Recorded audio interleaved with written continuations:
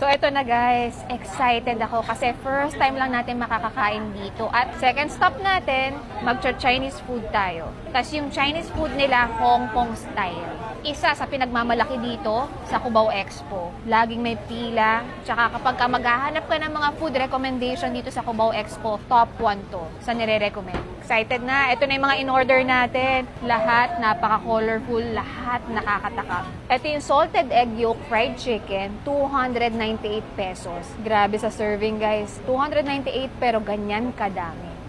Then second naman, itong tomato egg dish na 218 pesos. Alam nyo ba, every time nasa China kami ni Carter, or pag nagpupunta kami ng Hong Kong, ito yung laging hinahanap namin. Favorite ni Carter to. Kahit pagka nasa ibang bansa kami, like halimbawa nasa US kami, pupunta kami ng Chinatown, ito yung gustong-gustong ino-order ni Carter.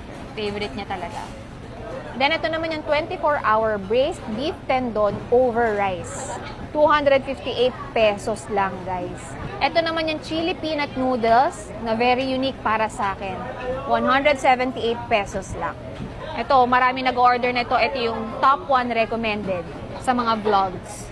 Siyempre, hindi pwedeng mawala ang siomai. Nag-order tayo ng pork and shrimp steamed siomai. 3 pieces, 178 pesos. And syempre, nag-extra rice tayo. Egg and scallion fried rice, 50 pesos lang. Tara, simulan na natin. First time ko lang dito, kaya super excited ako. Dito tayo magsisimula, syempre.